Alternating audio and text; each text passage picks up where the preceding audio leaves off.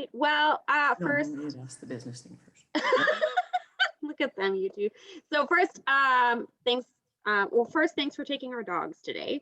I'm going to say that to you. So just because this is the recorded portion, my mom, Sue, her husband, Dave, my stepdad, Dave. So they're joining me tonight for our conversations with my parents.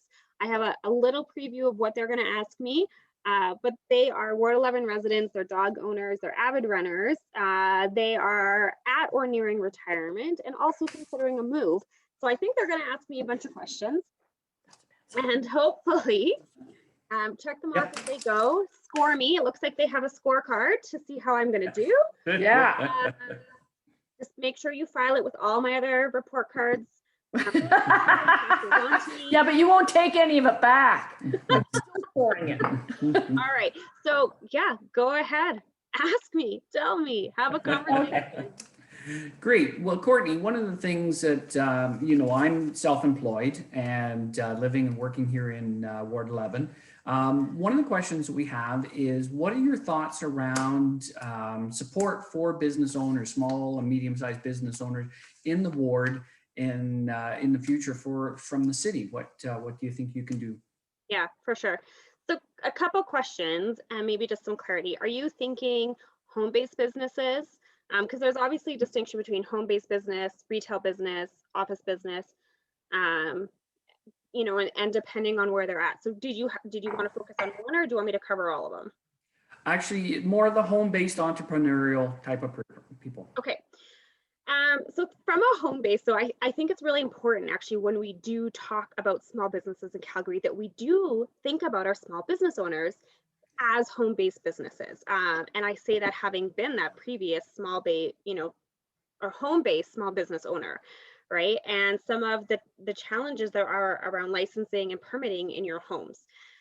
So those are rules I think that the city can take a look at and review, especially if you're potentially seeing clients, what kind of parking are you required, especially perhaps if you're in proximity to a train station. So how do we negotiate, integrating businesses into communities and blending business and residential? I know a lot of Ward 11, when I think of, like the Elbow Drive corridor, for example, I think that there's actually a lot of residential designated sites that would benefit from actually being small commercial pockets, or kind of around small commercial pockets. And those may be, small, like some that exist already. So small accounting firms, daycares, things like that. So the thing is, when you're a home-based business, you don't actually pay business tax as part of your property tax. So that's the benefit of being a home-based business.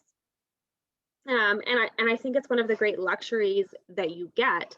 So when we look at business taxes, or when we look at taxes across the city, commercial buildings, the city retains a higher percentage of that tax than residential buildings do. So I could inversely say, actually, homes who have businesses in them, we should look at that tax split differently, and actually perhaps considering taxing those properties more. I don't agree with that method, though. I don't actually think that we should penalize people for working in their homes. And part of that is people who don't work in their homes don't commute. And people who work in their homes. And so, like, when I think of like what are some of our other goals around climate objectives, home-based businesses are actually generally really good from a climate perspective. So I think home-based businesses are kind of in this little niche around supports. And I wonder, to me, some of the supports are going to be more like directories, and who can foster those directories, and how do we amplify those businesses, or if there is licensing in place. I know there is licensing and registration in place to still have a business in your home. Do we waive those fees for a while, especially for startups, right? And for new businesses, and do we give them a grace period? To me, those are things that can incentivize people into, because again, a lot of times people start a business and they actually don't have any capital to start with. They have no funds to start with. Yeah. Or they're using personal funds and hoping, and cobbling it together and hoping that it works out. So for me, those are that's when I think about a home-based business, you know, in that licensing and registration is probably the key to supporting those businesses. Did you have ideas on what kind of supports they would get? Well, definitely, I like the idea in terms of an environment that will help them grow and get their presence out into the communities. I think that's a big piece, and areas or tools that the city and yourself in your role can assist to get them exposure. Because I think the biggest challenge that most people have, especially now with what we're going through currently, is that exposure in the community of the services that are available. Like you said, those little pockets of businesses, whether it's an accounting firm or income tax preparation or a veterinary or whoever, letting those communities know those services are available and what as the city can do or assist in terms of the environment. Like I know involved with, Innovation Alberta, and those type of programs that are out there that maybe again a lot of these small business owners don't know about and would benefit or flourish from those type of things. Again, a database or tool that would assist businesses that are starting out like that. Yeah, so I like that you're taking a different approach that is, as much as it's awareness, it's like, what are the resources available to small businesses, right? And how do you share those out? So I really, because there are lots of business resources. I mean, I think for small businesses, Business Link is one of the absolute best. Having worked with them and spoken with them, and they're truly one of the best. But I agree, there are lots of programs out there. So how do channels of communication reach? So I think in that case, it's about having someone strong in your office who is supporting the business network in your community. And that's the advantage of, what kind of strengths do you want to have in your staff? So for me, staffing looks like having 3 strengths. So one is planning, one is community building, but I see now like having that third someone who's strong in business relationships and supporting entrepreneurs as being a really, really key thing going forward.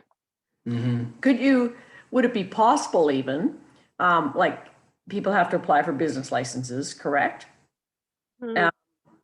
For that information when they're applying for their business license, here's a list of referrals, or here's a list of things, resources for a new business owner that you could channel look into and channel, like Business Link and that sort of thing. Because maybe even the person that's starting some little home business, making candles, whatever, I'm just going to use that wants to sell them, would have no idea about those sorts of things, doesn't really have a staff and is doing it on their own. But just to have that information given to them when they apply for their license, here's some resources that you can channel or that you can tap into. Yeah, I mean, that would definitely be worth talking to that business unit about and having conversations around what kind of supports we can give to businesses. And I agree that supports aren't always necessarily monetary per se, but they're resources, right? And directing people to those right places so they can get the help and supports they need. So I have made a very good note about that. So I love that idea. I love that idea. Yeah. And the other piece to it, I think too, is a grassroots sharing or consent of information, so that if I'm setting up my business here in Haysboro, and that it goes, when I go get my business license, it then comes back maybe to the community association and says, there's a new business that's opened up in your community. You may want to reach out to them in terms of that grassroots level. Yeah, for sure. I like that idea. I'm always cautious of how much comes back to community associations for her work because they're volunteers. That being said, when I think about like technology and employing technology, and when I think about innovation and how people can leverage it, these are the opportunities that I see, right, in that database to talk about, to share. And I do think grassroots is really, really key here, to talk about what groups exist within communities to support each other, to share this network of information.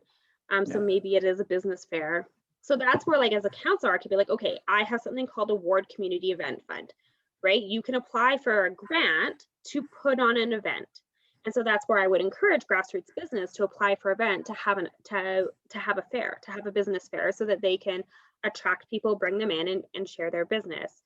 It's relatively low barrier. I've wrote the grant as low barrier, it's minimal reporting, but it's a leg up if you need to rent space or you want to give drinks out to people, right, to help subsidize the costs. I think those are some of the initiatives. And again, that thinking outside of the box, what can that fund be used for? Absolutely. Yeah, that's great. for sure. So Right. awesome. I like that. Okay. Yeah, because I'll say home-based businesses are a huge part of businesses, and when we talk about businesses, we often forget about that strength that we have. Well, it was a growing sector even before the pandemic, and now because people have been pushed back home, even for their mainline work, it's just flourishing in terms of a grass fire, if you will, in terms of what is happening. Yeah, for sure. Awesome. Yeah. Okay, you want to move on? Yeah. Okay, so mine comes down to, as you know, we've thought about moving, or we've talked about as you age, and you want to stay in the community, but you want to downsize, but there's nothing to downsize to, unless you go back into a smaller home, and now you have to re-renovate it because a lot of them haven't been. And yet Haysboro, I know, I'm not sure about all of the communities in Ward 11, but is really zoned R1. So even if you wanted to, say, buy 2 lots and try put a fourplex on it or do something like that, just how do you see moving forward with that a little bit more in some of these older communities where there is an aging population? Haysboro, it's nice. We're starting to see some younger families move in and that sort of thing. But even, for instance, our neighbor next door, ill now, living with his daughter, his house sits empty. Had been a smaller unit he could have moved into and managed, or where he's having to do the yard work. He's not having to do all of those things, and we have a lot of the aging community, and that's why we've got the snow angels, because they can't shovel their sidewalks anymore, right? And just sort of looking into a little bit more into that type of housing opportunities. And again, in the newer areas, they're the townhomes and houses, and they're lovely, but again, they're stairs. And I think we've got an aging population that once moves into it, you want to try and keep it in a bungalow style, right? Yeah. And so, I mean, across Ward 11, there's variety in terms of housing, but some individual communities have more challenges than other. And I would say that Haysboro specifically is so I look at actually like Haysboro, Acadia, Fairview, being a little more challenged in terms of housing types. So when I look over at Palliser, there are some attached bungalows, with maintenance. There's some high-rise apartments actually over in Palliser. Oak Ridge, similar. They've got some more condo, Braeside, similar. But yeah, so what do we do? What do we do?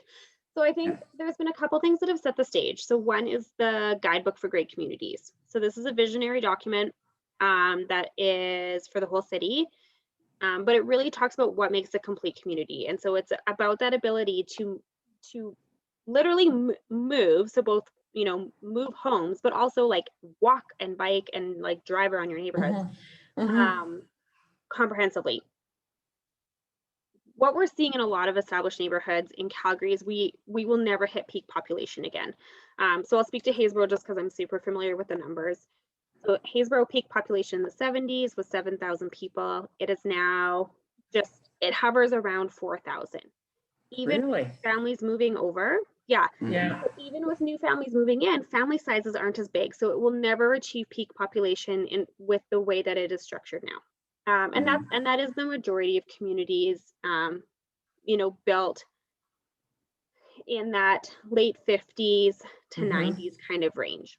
That's kind of all where they sit. So yeah, I believe choice in housing is a really important conversation. The guidebook is a really important document because it sets the framework for something called a local area plan. So in a local area plan, 10 to 12, it's going to area, 8 to 12 communities work together to talk about the future of those neighborhoods and where they see opportunities for different zoning potentials. So where there could be row housing, where there could be, you know, a fourplex, where there could be, again, identifying, you know, where could there be, you know, even a high-rise complex that is more senior focused. There is one coming to Haysboro, by the way. There is. Here's the thing though, again, being dog owners, large dog owners, Yes. right? It's hard having them in apartments or Totally. condos. So it's having still having that little bit of space for them to pop outside and have a pee, you know, that sort of thing, right? And you'll find that most high-rise condos or they don't want dogs unless they're little dogs, right? Yeah, no, for sure. And I think this is where it's important because, you know, what you might need before you're ready for that high rise and what I might need coming out of university are probably the same thing, right? And so I also think that sometimes segregating housing by age isn't always the solution either, right? We really just need to create housing and choice in housing. So part of that also comes down to having real honest conversations with developers on what the market needs, right? And who is looking in the market, and asking those really thoughtful questions when land use applications come in, right? And talking about who do you imagine living here? Who are you building for?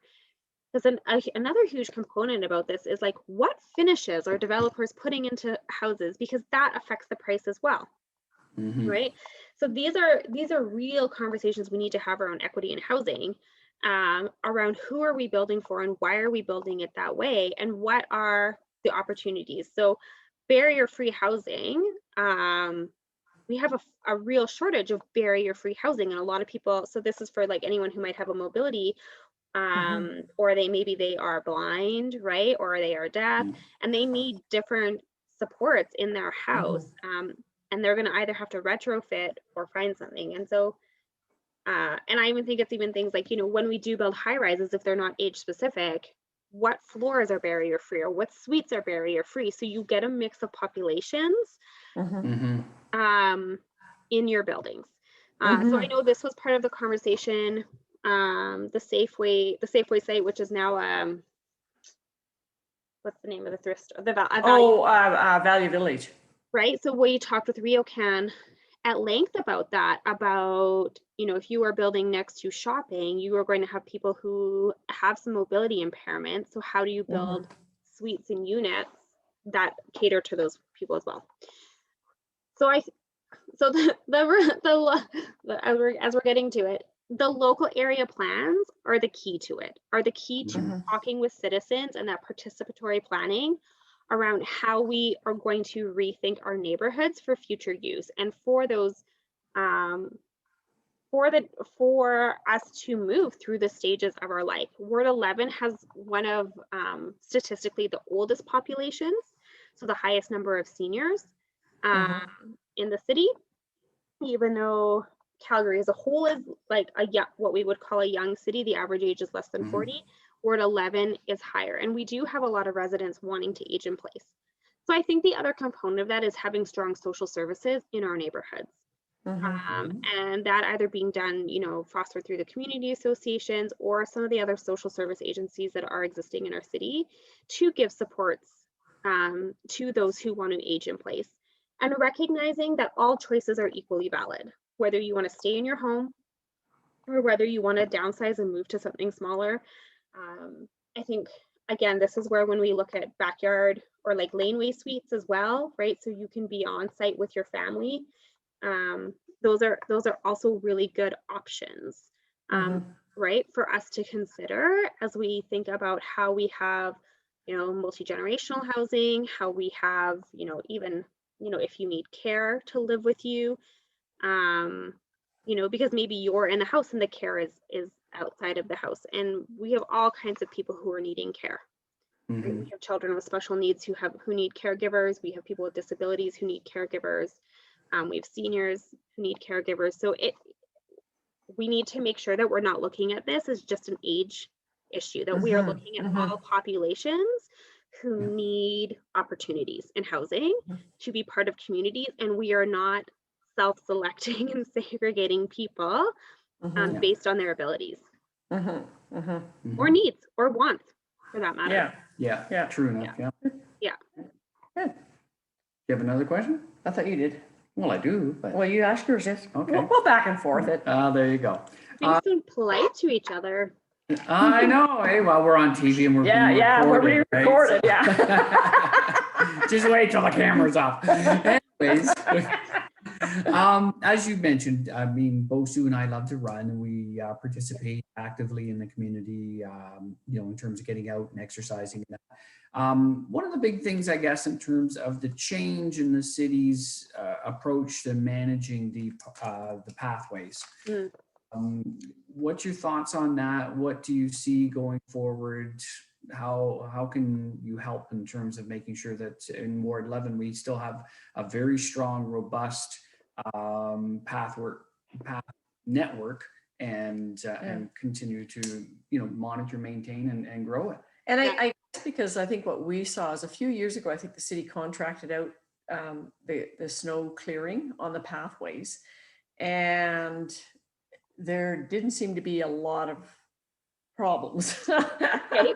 And since they took it back, they've got the mandate that they don't have to start clearing until 24 hours after it stops snowing and that. And it's funny because they seem to have counted the numbers downtown, and downtown gets cleared, and it doesn't just get it gets swept, all the way down along the bow.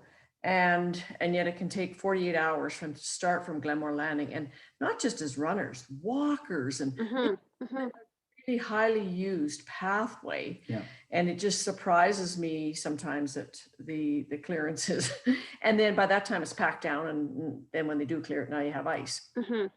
Yeah. So is there a way, I don't know if there's a way for the city or a way for the communities to reach back out and say, maybe it is better to be contracted out. Yeah. Or how do we Provide collaborate feedback. with the city on this? Yeah, for sure. So the short answer is, like, right now, I'm as powerful as you. So the best we can do is call 311. That's really, really important. You can also reach out to the current counselor's office. So you can reach out to Jeremy's office and send him a message as well to talk about the snow clearing. So you're right. Snow clearing is something a counselor can help facilitate. So I'm actually shocked to hear that pathway isn't being cleared as well, because I know it has always been a priority pathway, because it is designated as part of the commuter route that they consider for a good chunk of that. So it's really interesting to see. So yes, the snow clearing. So we are going to, I think we are never going to have perfect snow clearing. I'm just going to say that. I'm going to make zero until we don't have snow. Until we don't have snow anymore. So I'm going to tread carefully. I'm going to make zero promises about snow clearing. No, but what I want to say is this. So the city has started an internal reorganization around departments and trying to bust those department silos and start thinking more regionally.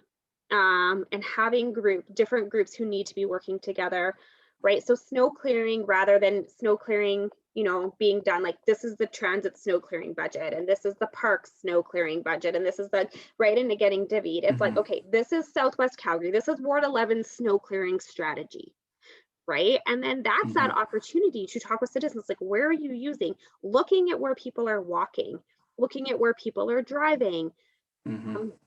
The best thing about snow is when it doesn't get cleared, it tells you exactly how people move. It tells you exactly how they drive. It tells you exactly how they walk. It tells you, because it's literally pathways. It's like animal tracks, right? We make tracks. And those, to me, those are the investigative studies we need to be looking at, though, gearing up towards that. Analyze what our 311 reports are coming in. So we're like, when we are prepared to deploy that, it is going to be really, it will create that value. So the short answer is ask for it. The long answer is it's going to take a little bit to get there. So we need to have some patience, but we need to be keen observers in the meantime so we know what we're ready to ask for. So it's about building up that wish list of things that we're going to want. I think it's also really important to make sure that the reorganization goes through. So not everyone is in favor of it. I will get some more details out about it in the coming weeks. But it's actually really important to try to find people who are behind that reorganization and busting down of silos. That's going to be a really key component to some of those efficiencies that we need to find in our city. So just rolling through with that idea then, in the sense of, I think what I hear you saying is not just the pathways, but it's the roads and that sort of thing as well within the communities, right? And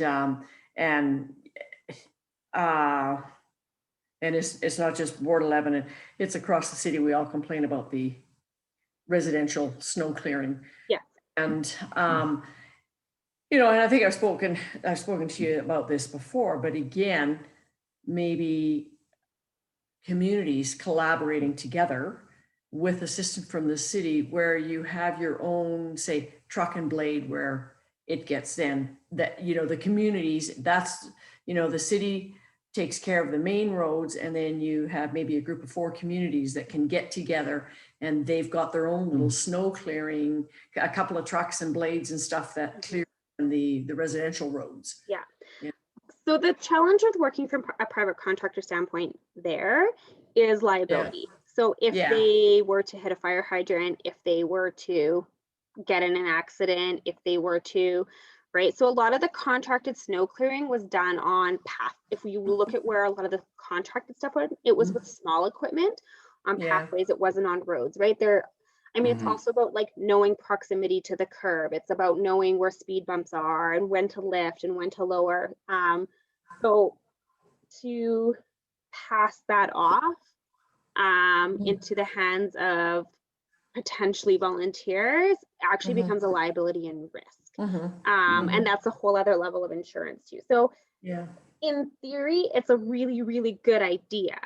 From a practicality standpoint and consistency and equity standpoint across the city, there's going to be communities who can do that and communities who can't. So if that's what we set the standard as, there's going to be communities who never get snow clearing, and there's going to be communities who always get snow clearing.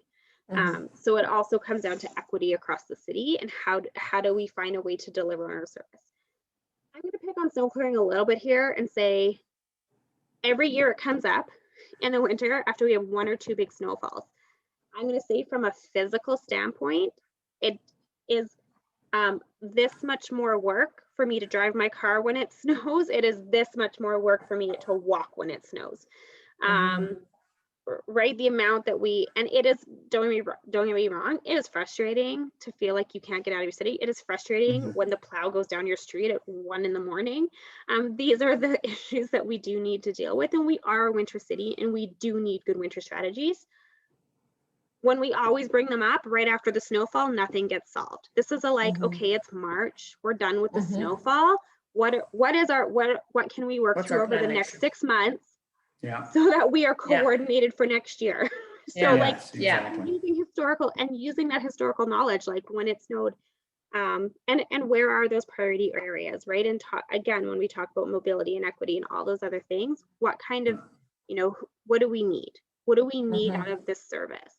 Why do we need that out of this service, right? So really asking that as well. Why is this important to us? So those are that's part of it as well. And that's any service that we're going to deliver, right? Why? So when we talk about cuts and efficiencies and all these things, I think sometimes we get focused on the what and the number, and we don't always look at the why.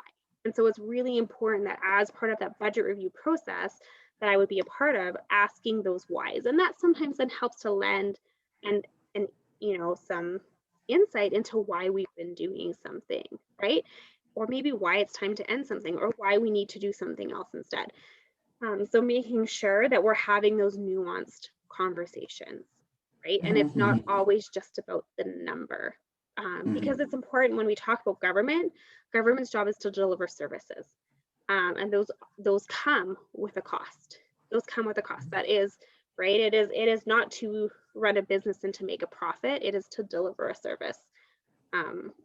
So just keeping that in mind when we think about our whys and our whats. So this is probably just me and my ignorance, but is there, when you talk about the budget and the costs and that, is there somewhere you can go and look and see, so how much does it cost? How much money is being put into our snow clearing? How much money is being put into our road maintenance? How much money is being, is there,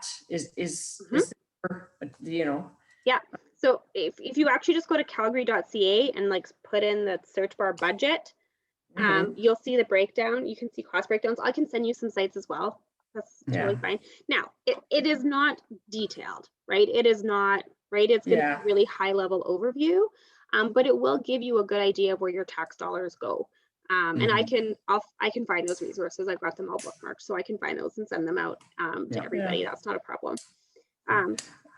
It is also before the 4-year budget, every 4-year budget, there is an opportunity for citizens to give feedback to say what their priorities are as well.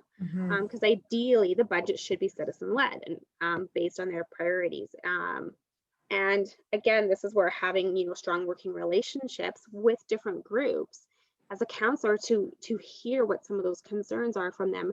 But also what some of those opportunities are, right? What novel ideas can they bring to the table? Because I do think people often bring very, very, very good ideas to the table, right? So as you said, Dave, like, what can we give businesses when they get a license? Like, here's a list, right? How do we make it easy? How do we amplify things? How do we speed things up? So having those part of all of those conversations is really, really important too. So the way that the budget cycle works is there's a 4-year budget.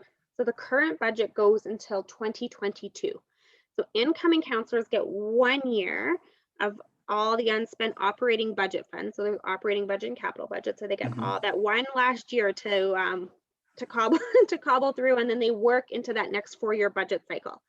I think what's really important as part of the budgeting is, yes, we're working in 4-year cycles, but how are we going to set ourselves up then for that next 4 years and the next 4 years and the next 4 years?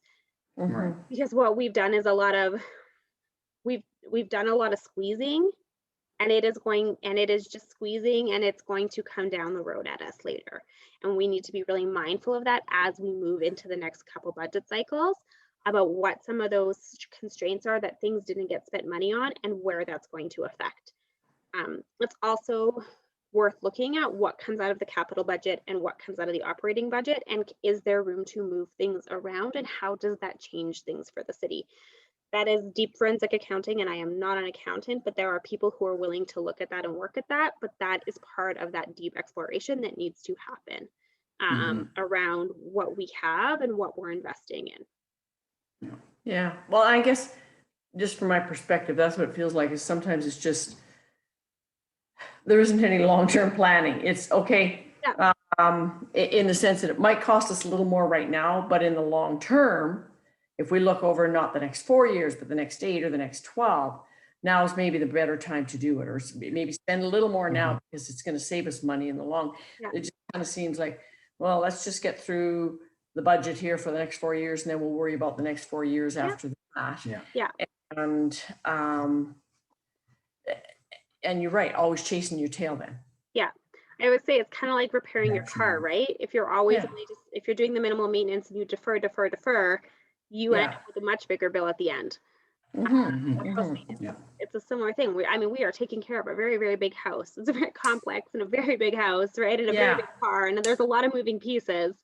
But it is important, and that's why when I think about exploring the capital budget versus the operating, and so just for clarity, there's different things. So operating is sort of like that day-to-day, year-to-year expenses, and capital is sort of like those more long-term, bigger budget items. But there's play in that too. So for example, fleet services, so purchases of new vehicles, that comes out of capital, right? Because that's what that was the model back in the 60s and 70s and 80s.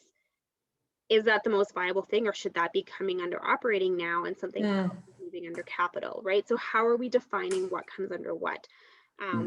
And again, that's for me, like when I'm like, okay, we have a year to finish this budget, but how can we set ourselves up for the next 4 years? What is that work can be done to exploring those two different things so that we are serving our communities and so that we are serving our people with some of that more long-term thinking, right? And that we aren't stuck in a financial model that was essentially designed when the city was new.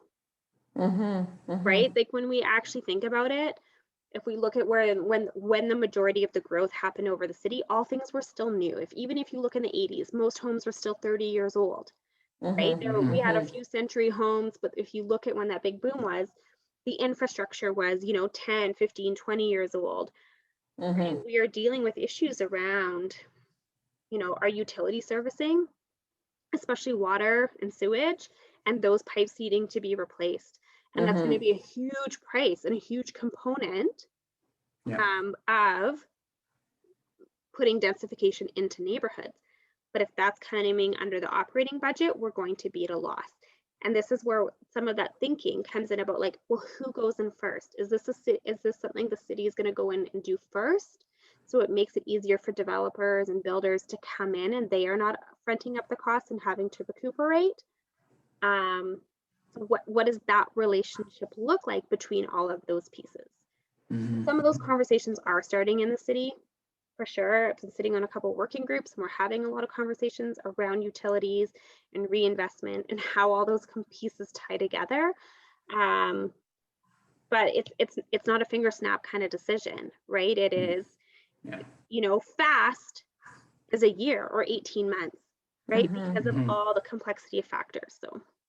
Yeah. But should it be strictly like the utilities? So if there's a developer comes in, should the developer not have some responsibility for helping with that cost? Should it strictly be the cities? Because the developer is going to come in and make money.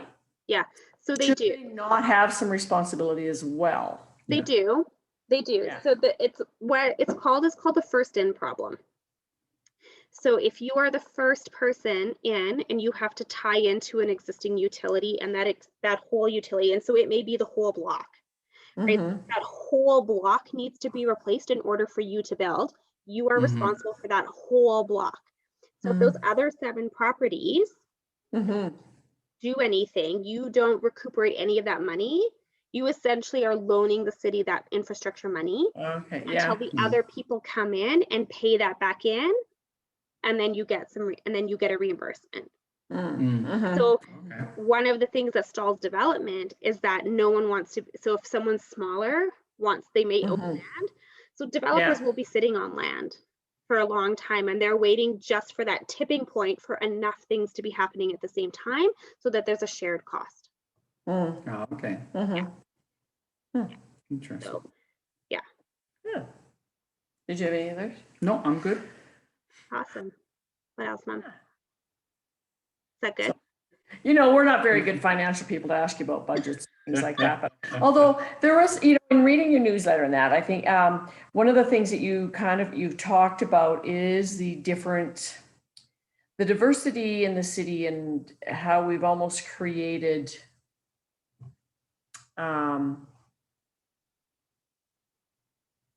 segregation by what's the word, income, or what I mean, that sort of thing. How do you see changing that? Maybe explain it a bit better, because I haven't, but how do you see changing that? Or is it even possible now? It is. I mean, not in 4 years. I know that does. So. And don't you think there's a bit of that in every city? Yes. Because I mean, people like to. Yes, that is a factor. People like to move to where people like to be with their same right? ethnocultural groups. You're right. People absolutely like to be with their same ethnocultural groups. Right. Totally. I don't disagree with you. However, when homes are built in the northeast of the city and when homes are built in the far southwest of the city, the finishes that are getting put in those houses are drastically different, right? So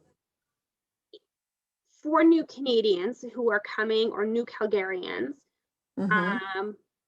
we would be really mindful of how we're building our neighborhoods, right?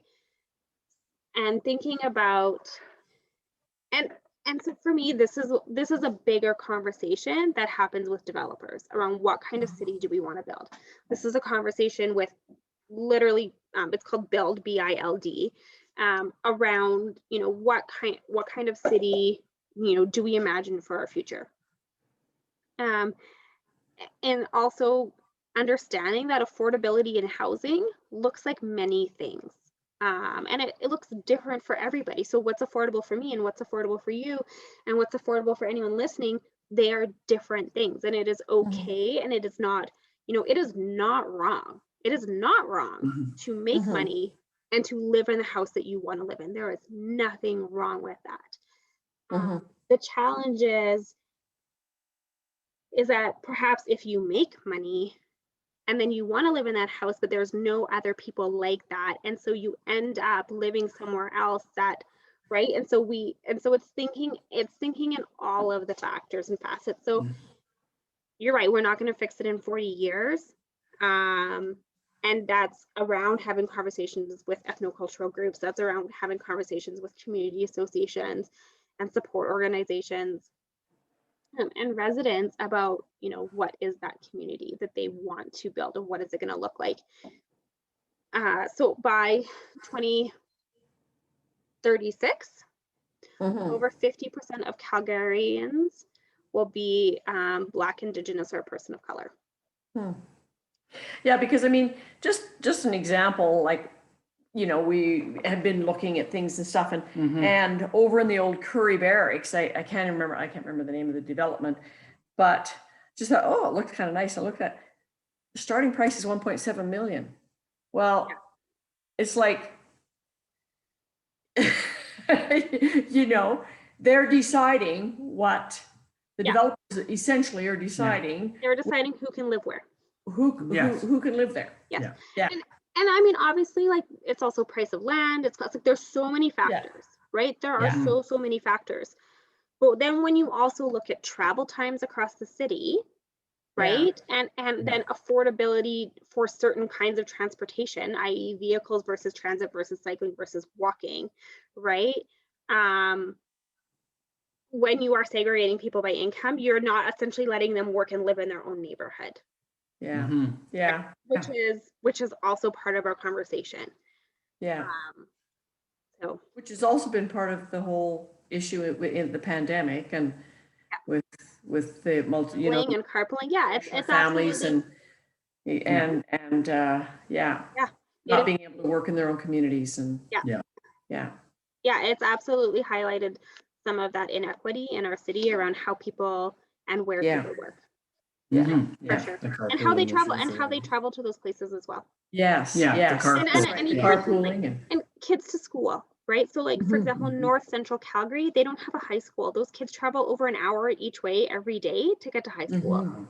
Right? How is that? I mean, our team travels 20 minutes at max on the bus. So those are, you know, each way. And so how do we have conversations around that? And as much as I'm so passionate about Ward 11, I'm so passionate, and like Ward 11 is I mean, it is not without its challenges, especially around like aging infrastructure and amenities. We have some of that for sure, but we are also really blessed with we have 4 actually, like, major regional parks. We have oodles of pathways and dog parks, and we're really, really, really lucky. We live in for sure one of the most spectacular parts of the city. But I think it's really important, like, when you're a counselor, that you are actually a steward to the whole city, right? You have a responsibility to work with your peers to talk about investment across the city, and that is downtown, that is deep south, that is far north. Why is it deep south and far north? Like, where's that language come from?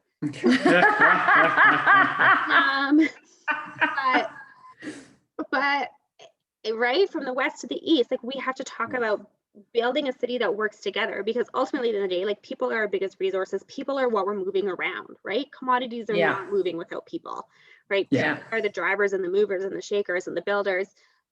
So we have to think about how we are serving people Yeah. across the whole city, right? Yeah. For sure.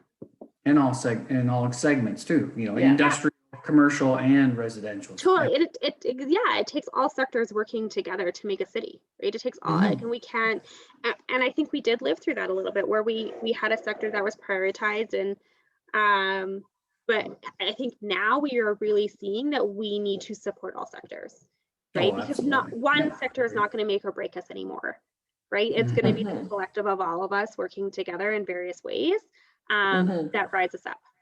Yeah. Yeah. Agreed. Sure. Yeah. So awesome. Perfect. Okay, I am going to stop the recording. Okay. And then, hold on, it's going to